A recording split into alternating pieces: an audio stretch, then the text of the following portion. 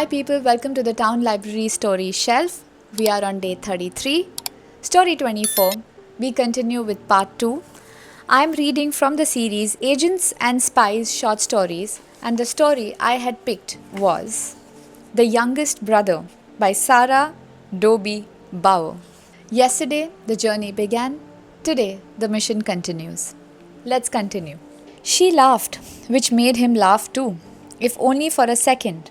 In that second, she remembered he was only 23. The suit made him seem older, as did the grief.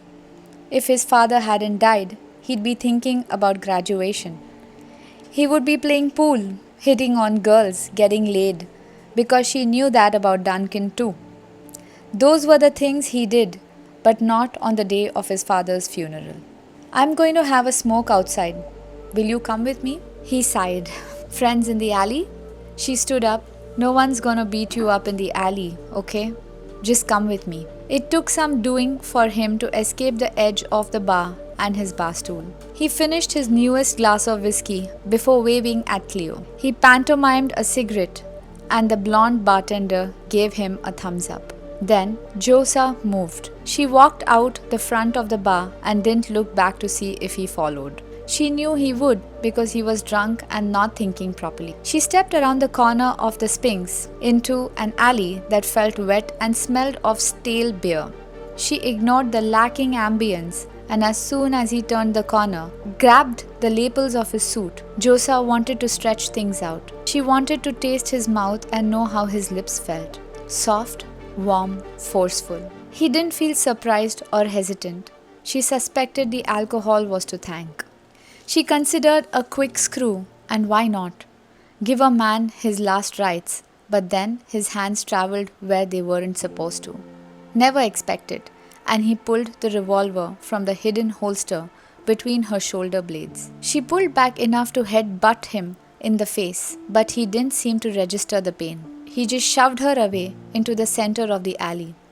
He leaned his back against the brick wall of the bar's exterior and pointed her pistol. Who sent you? She put her hands in her pockets and watched his lips bleed. He used the back of his hand to wipe his chin. Your brother, she said.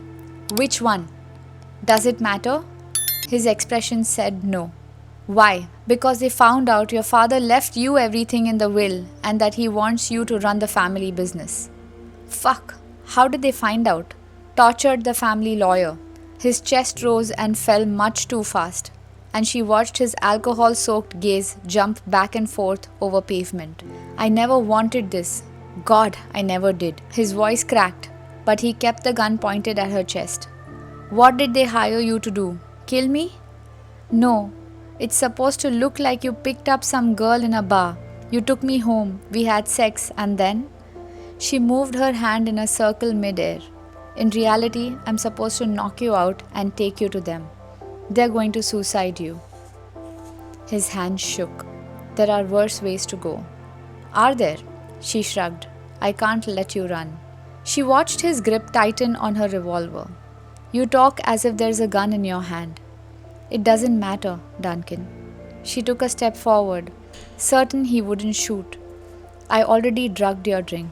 She could tell he knew that, could see the way his body leaned against the building and the way his dark eyes shined with unwelcome tears. I didn't want this. I know. She stepped closer, and the gun dropped to his side. He melted in front of her until he was nothing more than a dark shape in the angle where building met floor.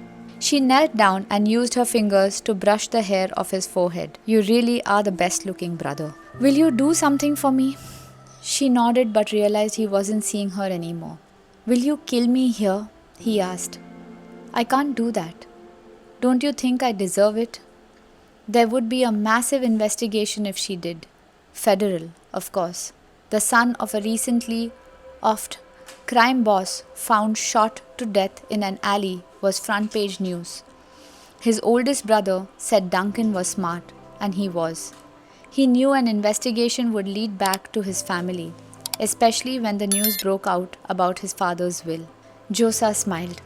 She leaned down and kissed his broken bottom lip and decided. What the hell?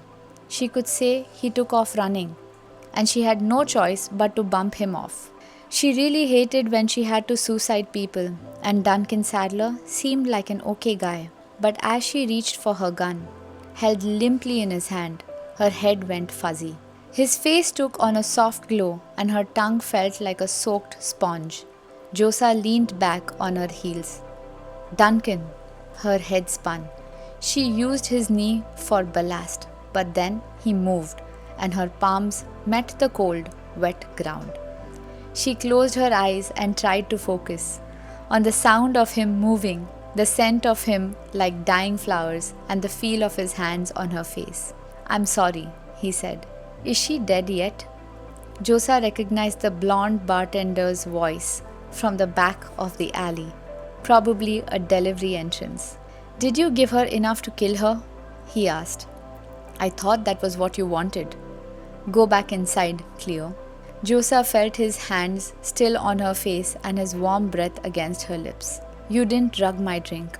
Cleo replaced mine and drugged yours. "You're not even drunk, are you?" she asked. He didn't speak, but she knew the answer. Josa forced her eyes open long enough to look at him. See him really. True, he had his father's face, but not his countenance. Duncan was gentle, sweet maybe, a history major at Harvard, or he had been, until someone killed his father, and that was where he'd beat her. The woman good at knowing things. She knew the Duncan Sadler his brothers knew, the one they grew up with, and that was the man they'd told her about. They didn't know this person in the alley with the black eyes and calm composure. This Oscar-worthy actor. No, they didn't know Duncan Sadler anymore. "What will you do now?" She had trouble putting words together. "What my father expected. Run the family business." She took the young face, the playful smirk. He leaned forward and kissed her forehead before letting her lie limp on the ground. She heard the sound of his suit above her, the sound of tight material moving over skin. "And you're right," he said. "I am the best-looking brother, now that the rest of them are dead." Josa smelled stale beer. The asphalt felt cool beneath her cheek, and the earth seemed to shake with the sound of his dress shoes. Footsteps returning him to the bar. She assumed they wouldn't just leave her corpse out there. That would leave too many questions. He probably had a car ready to take her away once she was dead. Because she now knew Duncan Sadler was the kind of man who arranged things even better than she did. Wow, what a twist that was at the end. I loved this story, and I think that was so totally unexpected and dark and cool, I would say. Duncan Sadler totally rocked. Loved this story. Let me know what you all thought. See you again with the next story at the Town Library Story Shelf.